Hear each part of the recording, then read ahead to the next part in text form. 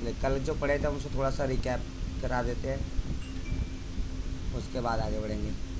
कल हम लोग लास्ट टॉपिक जो पढ़े थे दैट वाज कोलरॉस लॉ। कोलरॉस लॉ क्या कहता है कि अगर हम किसी भी सॉल्यूशन की मोलर कनेक्टिविटी निकालने की कोशिश करें, यानी कि लैम्डा इन्फिनिटी एम, तब इनफाइनाइट डायल्यूशन पर, तब वो जिस कंपाउंड से बना होगा उनके आयंस के मोलर आयनिक कंडक्टेंस के सम के बराबर होगा। फॉर एग्जांपल, मान लो मेरे पास एक कंटेनर है, इसके अंदर मैंने डाल दिया कंपाउंड ए बी। जैसे मैं इसको पानी में डालूंगा ये टूट जाएगा और क्या बनाएगा, ए प्लस और बी माइनस। तो अगर मुझे मोलर कंडक्टिविटी लिखनी है एट इनफाइनाइट डायल्यूशन किसका, ए बी कंपाउंड का, तो वो वैल्यू ए और बी दोनों से आती है, यानी कि molar ionic conductance of A plus molar ionic conductance of B minus के बराबर होता है। अगर मान लो किसी सॉल्यूशन में 4 कंपोनेंट हैं, ए बी सी और डी, तो उस केस में उस सॉल्यूशन का मोलर आयनिक कंडक्टेंस अगर हमें लिखना होगा ए बी सी डी का, तो हम क्या लिखेंगे, molar ionic conductance of A plus molar ionic conductance of B plus molar ionic conductance of C plus molar ionic conductance of D. बोले बात समझ में आ गई? Yes sir. हाँ, यही हमने लास्ट क्लास सीखा था। फिर हमने एक छोटा सा डिफरेंस डिस्कस किया था।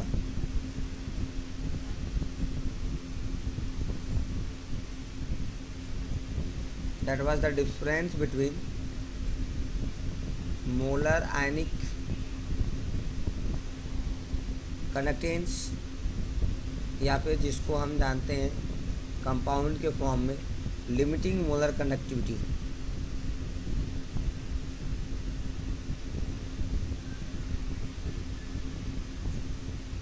डिफरेंस कहाँ पर है? जब हम लिमिटिंग मोलर कनेक्टिविटी कह रहे हैं, इसका मतलब we are talking about the compound, पूरे सॉल्यूशन की बात कर रहे हैं। और जब हम मोलर आयनिक कंडक्टेंस कह रहे हैं, we are talking about the part of it, जो उसके पार्ट्स हैं। तो आप एक काम करो, आप इसको रहने दो, हमारा हेडिंग बस इतना ही रहेगा। ये क्या हो गया, पूरा उड़ गया। It was limiting molar conductivity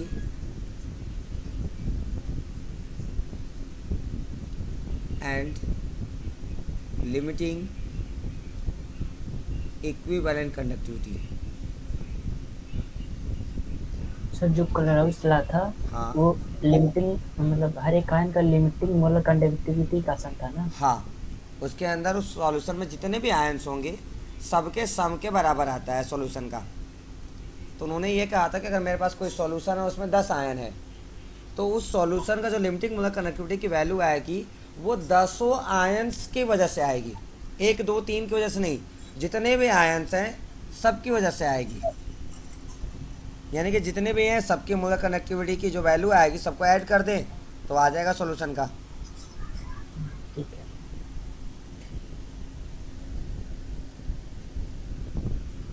इसको रिप्रेजेंट कैसे करते हैं हम,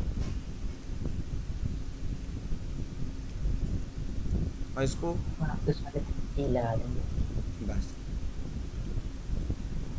अब हम आगे बढ़े उससे पहले एक चीज़ मैं आपको याद कराता हूँ 11th का। मान लो कहीं लिखा है 2a plus B gives 3c plus 5d। मान लो कोई रिएक्शन दिया ना, हाँ। तो इसका मतलब होता है 2 मोल a रिएक्ट्स विथ b के आगे कुछ नहीं है तो कितना होगा, 1 मोल b टू फॉर्म, और क्या बनाएगा, 3 मोल सी एंड और 5 मोल डी। 5 मोल डी। बोलो बात समझ में आती है? Yes sir. मान लो क्वेश्चन में दे दिया आपको 4a plus 5b gives 3c। इसका मतलब क्या हुआ, 4 mole A reacts with 5 mole B and form 3 mole C. एकदम सही है, बात समझ में आ गई ना। लेकिन अगर मुझे मोल्स के बजाय अगर इक्विवेलेंट में बात करनी है, किसमें, Equivalent. इक्विवेलेंट में, तो हम ऐसे बोलेंगे कि one equivalent A reacts with one equivalent of B to form one equivalent of C and one equivalent of D. ध्यान से सुनिएगा मैं क्या कर रहा हूँ। जब मोल्स का आना हो तो हम स्टोइकियोमेट्रिक कोफिशिएंट के साथ बोलते हैं, और जब इक्विवेलेंट बोलना हो तो कोफिशिएंट से कोई लेना देना नहीं होगा। बात समझ में आ गई। हाँ, तो हम इसको क्या बोलेंगे इक्विवेलेंट के केस में, वहाँ पे 1 mole of A नहीं, मोल नीचे वाला नहीं, था ना, मोल नहीं, one equivalent. 1 equivalent reacts with B हाँ and then gives C equivalent. हाँ, ऐसे बोलेंगे one equivalent of A reacts with one equivalent of B to form one equivalent of C. हाँ, 2A gives 3B plus 4C। बताएं moles के form में कैसे बोलेंगे। moles के 3B reacts with 4C ओहो, नहीं, उल्टा 3 नहीं हो गया, mole B. नहीं 2 मोल ए ना, पहले रिएक्टेंट बोलते हैं। हाँ, क्या आप बता दिए। ठीक है, बोलते 2 mole A gives 3 mole B and 4 mole C. समझ आ गया। ये ब्रेक हाँ। हो रहा है ना। हाँ, डिकम्पोजिशन रिएक्शन है। जैसे आपने कैल्शियम कार्बोनेट पढ़ा होगा, CaCO3, जब इसकी स्ट्रॉन्ग हीटिंग करते हैं तो हमें मिलता है calcium oxide plus carbon dioxide. हम इसको क्या बोलते हैं कि 1 mole calcium carbonate breaks down to form 1 mole of calcium oxide and 1 mole of carbon dioxide. ठीक है, बताओ इसको इक्विवेलेंट के फॉर्म में कैसे बोलेंगे इसको। 1 equivalent of A gives 1 equivalent of B and 1 equivalent of C. एकदम सही है। ऊपर वाला रिएक्शन अगर कैल्शियम कार्बोनेट वाला बोलना हो तो कैसे बोलेंगे इक्विवेलेंट में। 1 equivalent of CaCO3 gives 1 equivalent of CaO plus 1 equivalent of CO2. समझ में आ रहा है। Yes sir. अब इसको समराइज फॉर्म में आपको याद कैसे रखना है कि अगर मुझे मोल्स चाहिए तो कोफिशिएंट के साथ बोलना है, और अगर मुझे इक्विवेलेंट चाहिए तो कोफिशिएंट का कोई लेना देना नहीं है। चलो एक एग्जांपल लेके समझते हैं। मान लो मुझे लिखता है limiting molar conductivity of KCl, तो इसकी वैल्यू कैसे आएगी। क्या KCl को पानी में डालेंगे तो क्या टूट जाएगा, Yes sir. क्या मिलेगा K प्लस और Cl minus. तो जो सॉल्यूशन की लिमिटिंग मोलर कंडक्टिविटी होगी वो किसकी वजह से आएगी, पोटेशियम आयन की वजह से कि क्लोराइड आयन की वजह से। दोनों की वजह से। Very good. तो मैं क्या लिखूंगा लिमिटिंग मोलर कंडक्टिविटी, या फिर हम इसको बोलते हैं मोलर आयनिक कंडक्टेंस। क्या बोलते हैं, मोलर आयनिक कंडक्टेंस। हाँ, तो मोलर आयनिक कंडक्टेंस ऑफ किसका, K plus. हाँ, plus molar ionic conductance of chlorine. Cl minus. सही है। हाँ, अब मान लो मुझे इसी का लिखना है limiting equivalent conductivity of KCl, तो वापस से वही लिख दो yes sir. Of K plus plus Cl minus. देखो सही है। हाँ, मान लो अगला हमारे पास कंपाउंड है मैग्नीशियम क्लोराइड, मुझे उसका लिमिटिंग मोलर कंडक्टिविटी लिखना है मैग्नीशियम क्लोराइड का, तो क्या लिखेंगे मोलर आयनिक कंडक्टेंस ऑफ, बोलिए, मैग्नीशियम आयन, प्लस हाँ वेरी गुड, प्लस, मोलर आयनिक। हाँ अब यहाँ पर 2 क्लोराइड आयन मिलेगा क्या हमें, तो हाँ 2 तो- पहले आएगा। तो मोल्स में कोफिशिएंट लिखते हैं कि नहीं लिखते हैं, ठीक है। लिखते हैं। तो ये हो जाएगा 2 टाइम्स ऑफ लिमिटिंग मोलर या फिर molar ionic conductance of Cl minus. जब हम इसी को इक्विवेलेंट के टर्म में लिखने की कोशिश करेंगे, limiting equivalent conductivity of MgCl2, तो क्या स्टोइकियोमेट्रिक कोएफिशिएंट लिया जाएगा नहीं लिया जाएगा? नहीं ये है। ये हो जाएगा L infinity of E gives Mg2 plus infinity E of Cl minus. Yes sir. अगला देखें, मान लें मेरे पास है एल्यूमिनियम सल्फेट, हाँ मुझे इसके लिए लिखना है, तो हम लिखेंगे limiting molar conductivity of Al2SO4 thrice. बोलिए। SO4 पे माइनस आ गया ना। हाँ -2, SO4 पर -2 होता है सल्फेट पर, और एल्युमिनियम पर +3। देखिए, तो ये हो जाएगा molar ionic conductance of Al2 plus. हाँ 2 टाइम्स आ गया ना, यहाँ पर 2Al3 प्लस होगा। जब हम इसको पानी में डालेंगे तो एल्युमिनियम आयन 1 मिलेगा कि 2 मिलेंगे?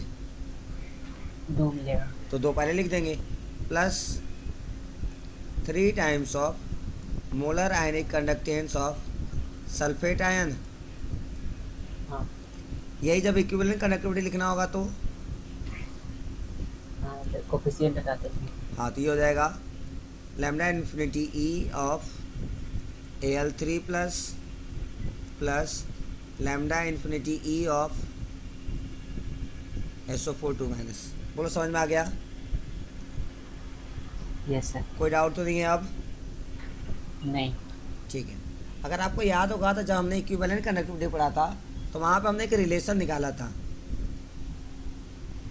वो था limiting equivalent conductivity is equal to, नहीं लिमिटिंग वाला नहीं पढ़े थे हम लोग, नॉर्मल पढ़े थे।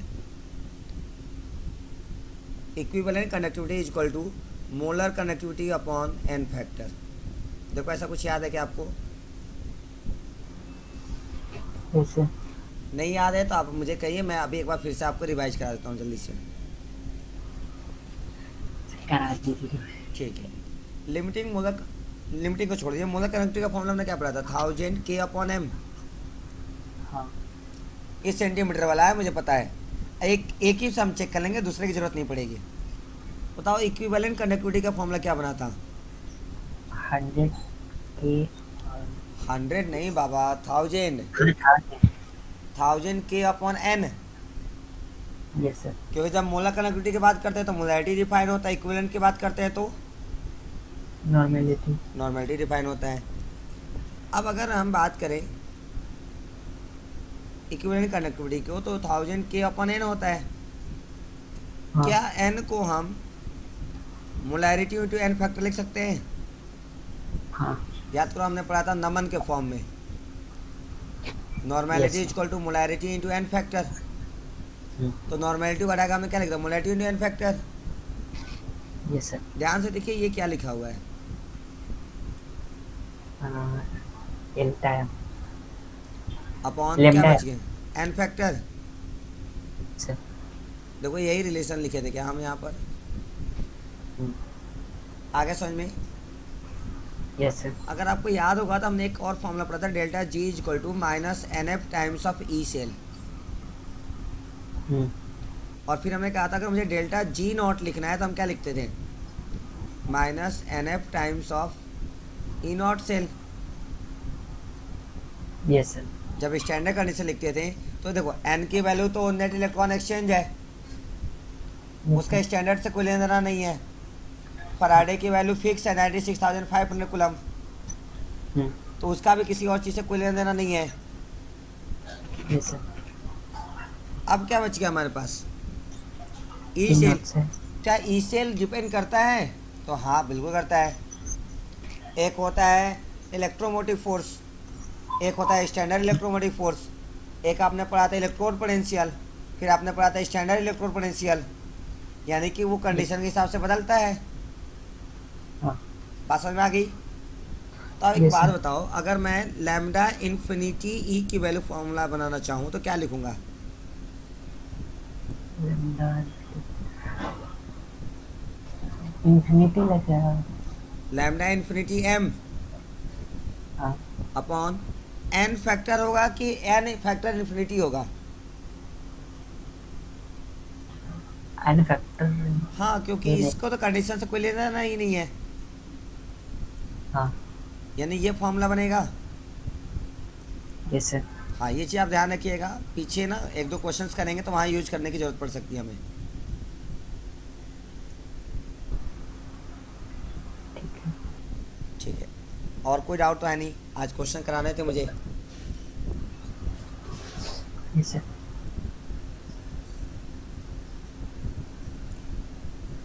एक सेकंड होल्ड करिएगा ना, कॉल आ रहा है, रिसीव कर लूँ। हाँ बच्चे देखिए, प्रैक्टिस क्वेश्चन में हमारा पहला सवाल हम करते हैं। If limiting molar conductivity of Al3 plus and limiting molar conductivity of SO4 2 minus. ध्यान रखिएगा, इसी को हम और किस नाम से जानते हैं? Molar ionic conductance of aluminium ion and molar ionic conductance of sulphate ion are X and Y respectively.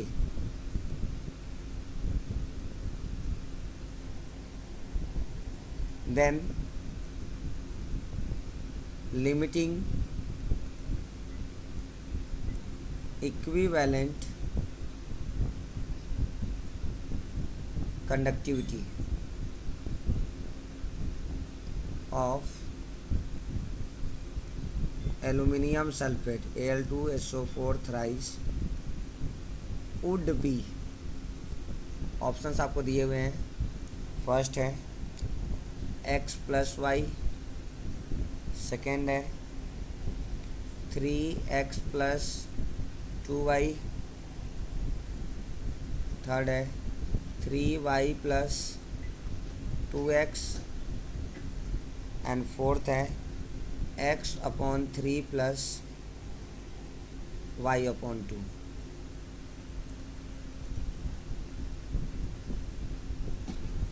चलिए आप एक बार क्वेश्चन पढ़ लीजिए, फिर मैं समझाता हूँ क्वेश्चन क्या करना चाहता है।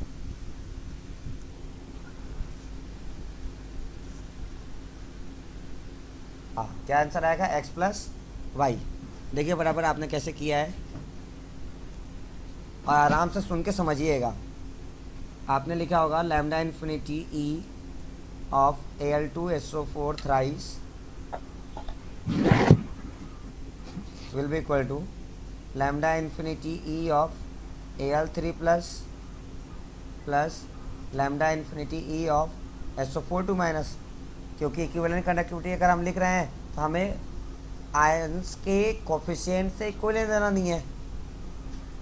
हाँ फिर आपने इसकी वैल्यू लिखा है x और इसकी वैल्यू y, कितना हो गया? x plus Y. yes sir. ये गलत है। देखो दिक्कत कहाँ आई है, आपने ध्यान नहीं दिया, आप जल्दी जल्दी करते चले गए। ये कौन सी वैल्यू है? इक्विवेलेंट वाली। आपको कौन सी वैल्यू दिया हुआ था? हाँ मोलर वाली। तो हम x प्लस वाई थोड़ी लिखेंगे, हमें निकालना पड़ेगा ना। yes sir. हाँ, आप ट्राई करो फिर से। गलती समझ में आ गई? हाँ और देखो कंपटीशन का पूछा हुआ क्वेश्चन है, ऐसे आते हैं और उसमें आपको ऑप्शन वो सबसे पहले ही दे देंगे जो गलत आने वाला है, ताकि आप दिमाग ही ना लगाओ।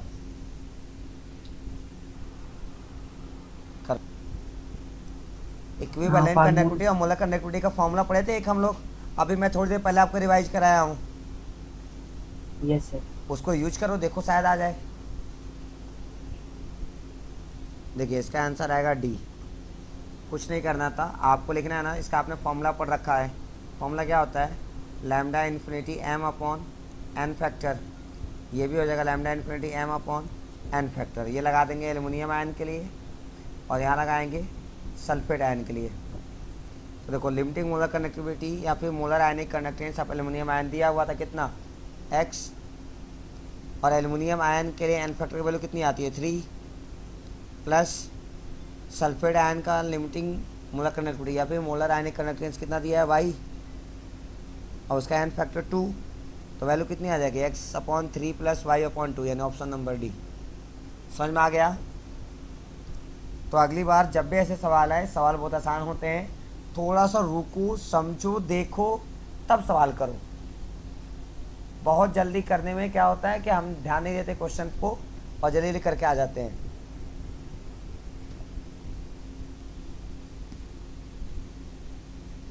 मेरी बात समझ में आ गई।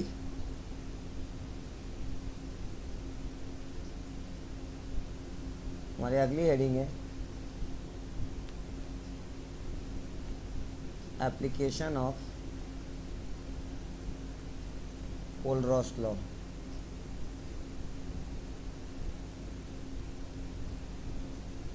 जब कोलरॉस लॉ पढ़ रहे हैं उसके क्या डेली लाइफ में फ़ायदे हैं, हम उसको कहाँ यूज कर सकते हैं। तो इसकी सबसे बड़ी फ़ायदे वाली बात यह है ना कि it is used for determining the molar conductivity of a weak electrolyte. अगर आपको याद होगा तो हमने स्ट्रॉन्ग इलेक्ट्रोलाइट की लिमिटिंग मोलर कंडक्टिविटी निकालना सीख लिया था। उसके लिए ना वो हमने एक सेटअप बनाया था, 2 स्टेप में करते थे। पहले स्टेप में हम क्या करते थे, ल्यूट कर रहे थे उसको। नहीं, जो पहला स्टेप था वो वाला मैं बात कर रहा हूँ। तो पहले स्टेप में हम क्या करते थे कि कोई भी एक ऐसा इलेक्ट्रोलाइट यूज करते थे जिसका कंडक्टिविटी हमें मालूम होता था। फिर हम विथ स्टोन ब्रिज को कनेक्ट करते थे और वहाँ से हम उसका निकाल लेते थे आर अननोन से जी अननोन। बेसिकली वहाँ से हम रजिस्टेंस निकालते थे, फिर कंडक्टेंस निकालते थे, क्योंकि कंडक्टिविटी पहले से मालूम होती थी, तो वहाँ से सेल क्वेश्चन निकाल लेते थे। फिर स्टेप नंबर 2 में जिस सॉल्यूशन का मुझे मोलर कंडक्टिविटी निकालना था उसको भरते थे, उसकी मोलैरिटी मालूम होनी चाहिए थी, और फिर हम उसको सॉल्व कर लेते थे। याद आया ऐसा कुछ? Yes sir. और पीछे हमने ना एक नोट पॉइंट लिखवाया आपको, अगर आपका नोट्स कंप्लीट है तो आप देख सकते हैं। उसमें हमने क्या पढ़ा है कि किसी भी स्ट्रॉन्ग इलेक्ट्रोलाइट का लिमिटिंग मोलर कंडक्टिविटी की वैल्यू निकालना एक्सपेरिमेंटली पॉसिबल है, लेकिन वीक इलेक्ट्रोलाइट का निकालना पॉसिबल नहीं है। अब ये याद कैसे किए थे हम लोग, एक ग्राफ के थ्रू। जब स्ट्रॉन्ग इलेक्ट्रोलाइट के लिए ग्राफ बनाया था तो हमारा ग्राफ ऐसा बना था, और ये वैल्यू थी हमारे लिमिटिंग मोलर कंडक्टिविटी की। वहीं पर जब हम वीक इलेक्ट्रोलाइट के लिए बात किए थे तो हमारा ग्राफ ऐसा बना था। Yes sir. यानी कि ये वाई एक्सिस को कहीं पर भी टच नहीं कर रहा था। रीजन क्या था कि जब हम लिमिटिंग मोलर कंडक्टिविटी निकालते हैं तो उस केस में जो आयंस हैं उनके बीच में कोई इंटरेक्शन नहीं होना चाहिए। Yes sir. हम एक वीक इलेक्ट्रोलाइट को स्ट्रॉन्ग इलेक्ट्रोलाइट की तरह बिहेव करा सकते हैं। कब बना सकते हैं? जब हम उनके इन्फानाइट डायलूशन कर देते हैं। लेकिन इन्फानाइट डायलूशन के बावजूद वो इतने दूर नहीं होते कि उनके बीच का इंटरेक्शन एकदम खत्म हो जाए। जब वो 100% भी आयनाइज हो जाते हैं तो भी उनके बीच कुछ ना कुछ इंटरेक्शन रहता है, और अगर इंटरेक्शन है तो क्या वो अपने मैक्सिमम स्पीड से भाग रहे होंगे कि थोड़े बहुत कम ही स्पीड से भाग रहे होंगे? कम स्पीड से। तो वो जो कंडक्टिविटी है वो उनकी मैक्सिमम तो हो सकती है, लेकिन क्या वो लिमिटिंग है? Yes sir. तो देखिए, जब हम स्ट्रॉन्ग इलेक्ट्रोलाइट की बात करेंगे तो हम उसके लिए लिमिटिंग मोलर कंडक्टिविटी की वैल्यू एक्सपेरिमेंटली निकाल सकते हैं, लेकिन वीक इलेक्ट्रोलाइट के लिए लिमिटिंग मोलर कंडक्टिविटी की वैल्यू एक्सपेरिमेंटली निकालना पॉसिबल नहीं है। तो हम कोलरॉस लॉ का यूज करते हैं और उससे किसी भी वीक इलेक्ट्रोलाइट की लिमिटिंग मोलर कंडक्टिविटी की वैल्यू निकालते हैं। पहला फ़ायदा ये है। दूसरा फ़ायदा, हम लिमिटिंग मोलर कंडक्टिविटी तो निकाल ही सकते हैं, उसके साथ साथ अगर कोई वीक इलेक्ट्रोलाइट है तो वो 100% आयनाइज होता है कि उससे कम? स्ट्रॉन्ग वाला नहीं, वीक है तो कम होगा। क्या हम बता सकते हो कितना होगा? 10%, 20%, 50%, 80%, या फिर वो चेंज होता रहता होगा कंडीशन के हिसाब से? चेंज होता होगा। बस वीक करने का मतलब इतना पता है कि 100 से कम है। कितना कम है इस बारे में हमें कोई आइडिया नहीं है। तो उसको भी हम कैलकुलेट कर सकते हैं with the help of कोलरॉस law. तो कोलरॉस लॉ जनरली हमारे वीक इलेक्ट्रोलाइट के डेटा को निकालने के काम आता है। सबसे पहला और सबसे इम्पोर्टेंट ये है कि किसी भी वीक इलेक्ट्रोलाइट का अगर मुझे मोलर कंडक्टिविटी की वैल्यू निकालनी है लिमिटिंग कंडीशन पर, यानी इनफाइनाइट डायलूशन पर, तो सिर्फ और सिर्फ कोलरॉस लॉ की हेल्प से हम निकाल सकते हैं। दूसरा, अगर कोई वीक इलेक्ट्रोलाइट है तो कितना परसेंट आयनाइज हो रहा है, ये भी हम निकाल सकते हैं with the help of कोलरॉस law. यही इसके दो सबसे ज़्यादा काम के एप्लीकेशन है जो हमें सीखना है। सबसे पहला हम सीखना स्टार्ट करें। Yes sir. हम वीक इलेक्ट्रोलाइट के लिए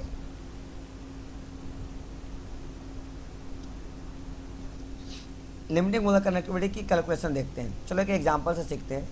मान लो क्वेश्चन दिया है, calculate the limiting molar connectivity of acetic acid with the help of given details या given data। जो हमें डेटा दिया है उसकी हेल्प से हमें क्या करनी है, एसिटिक एसिड की लिमिटिंग मोलर कनेक्टिविटी निकालनी है। एसिटिक एसिड स्ट्रॉन्ग एसिड है कि वीक एसिड? नहीं पता, स्ट्रांग है। अब देखो, स्ट्रॉन्ग और वीक पहचानने के कई तरीके हैं। आप एक आसान तरीके से याद रखो, जिन एसिड को हम खा सकते हैं वो स्ट्रॉन्ग हो सकते हैं कि weak? Weak. Weak. Acetic acid हमें मिलता है सिरका में। सिरका का नाम सुना है कभी? विनेगर का। हाँ हाँ, तो बताओ विनेगर हम अपने कुकिंग में यूज करते हैं कि नहीं करते हैं? जैसे करते हैं। तो ये स्ट्रॉन्ग हुआ कि वीक? वीक। वीक। अगर स्ट्रॉन्ग एसिड है तो वो स्ट्रॉन्ग इलेक्ट्रोलाइट की तरह काम करता है, और वीक एसिड है तो वीक इलेक्ट्रोलाइट की तरह काम करेगा। ये जो हमें एसिटिक एसिड दिया गया है ये वीक है कि स्ट्रॉन्ग? वीक। वीक। तो हमें वीक इलेक्ट्रोलाइट की अगर लिमिटिंग मोलर कनेक्टिविटी निकालनी है तो हमें कोलरॉस लॉ का यूज करना पड़ेगा। आओ सीखो कैसे। आपको कुछ डेटा दिया हुआ है। पहला डेटा दिया है कि limiting molar connectivity of NaCl is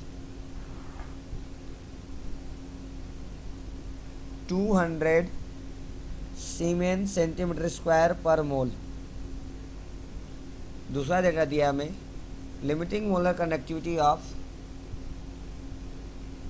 sodium acetate CH3COONA is equal to 150 siemens centimetre square per mole. तीसरा, लिमिटिंग मोलर कनेक्टिविटी ऑफ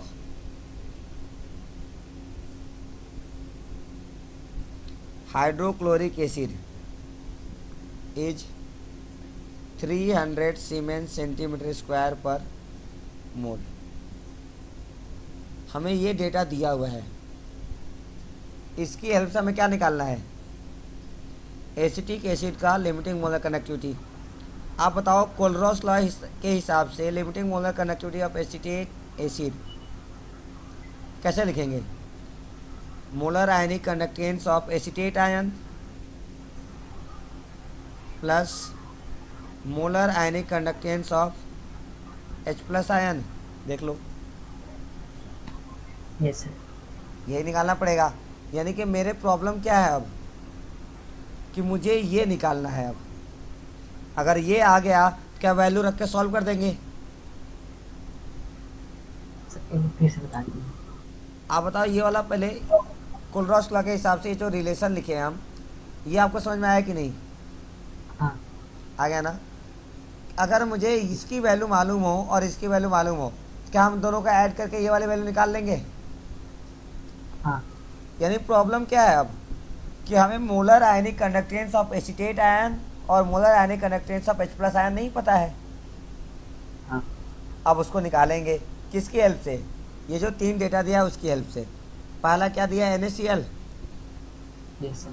देखो, पहला हमें दिया है molar ionic connectivity of NaCl। कितना दिया है?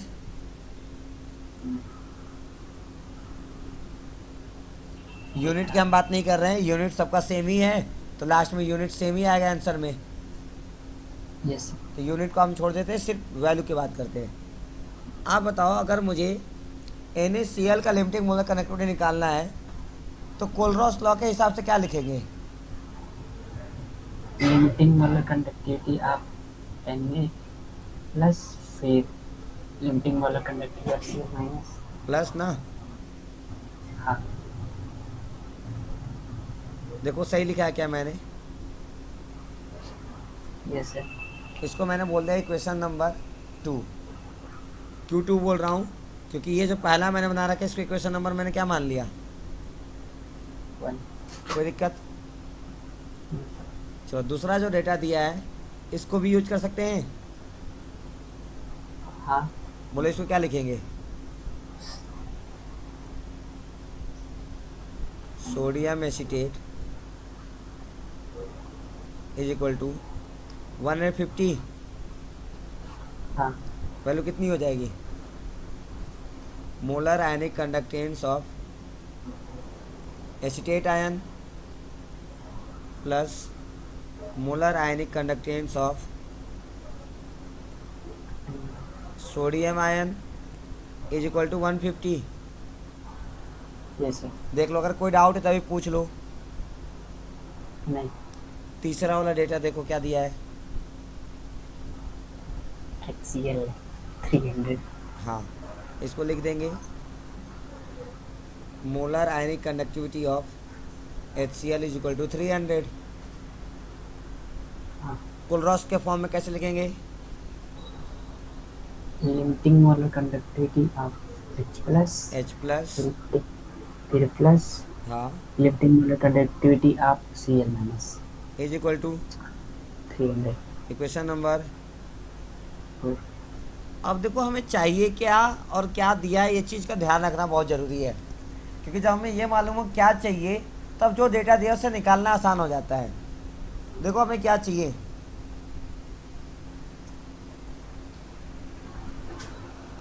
एक H एसीटेट प्लस आयन और एक H प्लस आयन, ये चाहिए ना। हाँ देखो अगर मैं क्वेश्चन नंबर 2 और 3 को देखूं तो मुझे यहाँ से क्या मिल सकता है मेरे काम का? सर, एक एसीटेट आयन मिलेगा और एक Cl माइनस मिलेगा। हाँ, लेकिन हमें चाहिए क्या? एक एसीटेट आयन और दूसरा H प्लस आयन। तो हमारे काम का अभी सेकेंड और थर्ड से मुझे सिर्फ कौन दिख रहा है? Acetate ion. पक्का ना?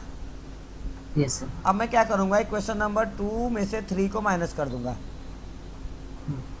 जैसा माइनस करेंगे बताओ, देखो ये और ये कट जाएगा क्या?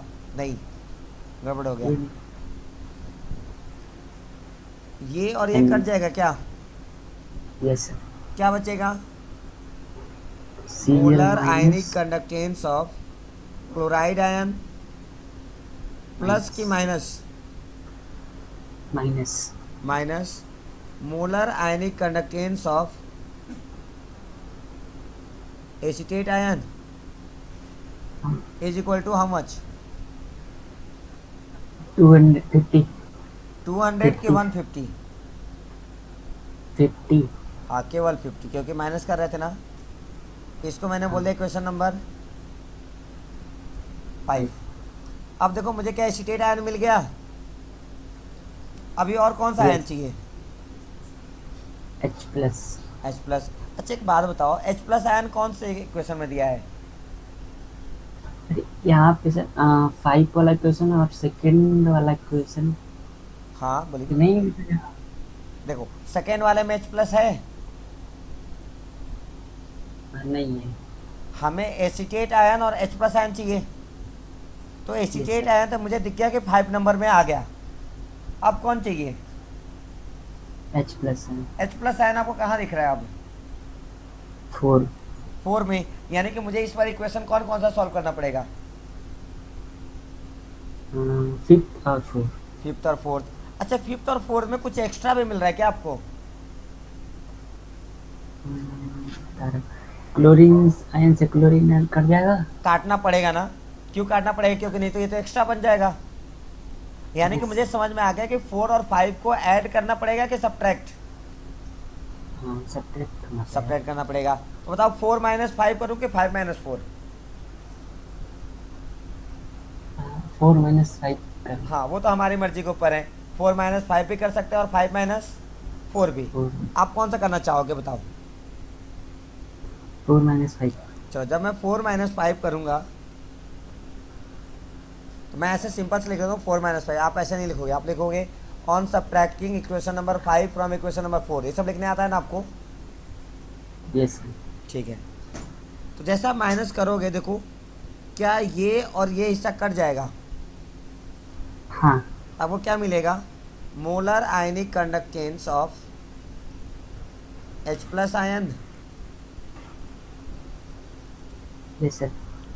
अब देखो, आप इसमें से इसको माइनस कर रहे हो, तो ये वाला हिस्सा माइनस हो जाएगा कि प्लस हो जाएगा? अब प्लस हो गया। पक्का इसमें दिक्कत तो नहीं है ना कोई? नहीं सर। तो हो जाएगा plus molar ionic conductance of acetate ion हाँ। शुड बी इक्वल टू, बताओ कितना? 250। 250। बोले यहाँ तक कोई दिक्कत? अब देखो नहीं सर। H+ और CH3CO- दोनों मिल गया। Yes sir. तो क्या अकॉर्डिंग टू कोलरॉस लॉ यही हमारा एसिटिक एसिड का मोलर कनेक्टिविटी हो जाएगा, लिमिटिंग वाली वैल्यू?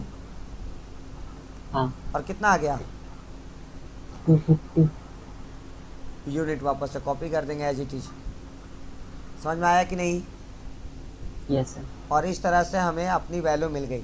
एक वीक इलेक्ट्रोलाइट का भी अगर हमें मोलर कनेक्टिविटी पूछता है लिमिटिंग वाली, तो हम उसको अलग अलग गिवन हुए डेटा से उसको रिस्टलाइज करके निकाल सकते हैं। बोलो समझ में आया मेरी बात? Yes sir. कोई बहुत बड़ी समस्या तो नहीं है अब?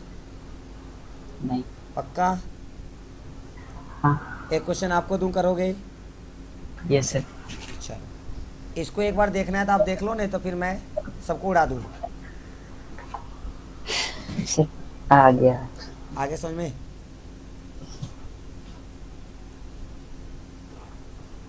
इस बार मेरा क्वेश्चन है,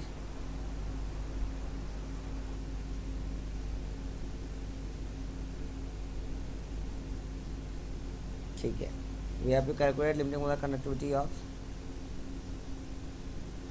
HAC from the given detail. Okay, हमें NaCl का डेटा दिया है, HCl का डेटा दिया है और NaAC का डेटा दिया हुआ है। ये सारे डेटा अलग अलग वैल्यूज है।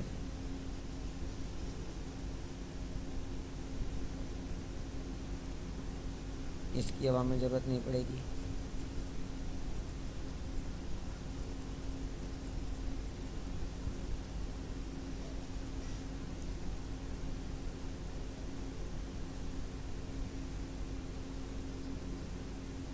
चलो देखो, मुझे आपसे वैल्यू पूछ रहा है HAC की, ठीक है, और डेटा आपको दिया है NaCl के लिए 126.4। फिर आपको HCl के लिए डेटा दिया हुआ है 425.9 और आपको NaCl HCl NaAC दिया हुआ है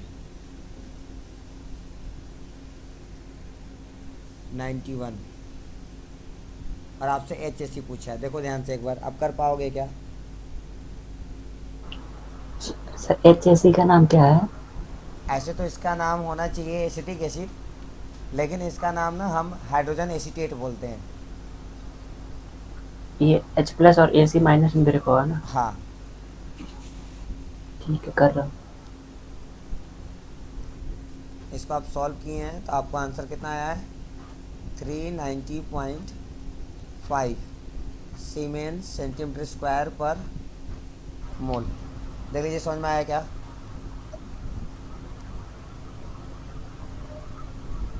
यस सर। हाँ सर, आपकी आवाज़ कट जा रही है।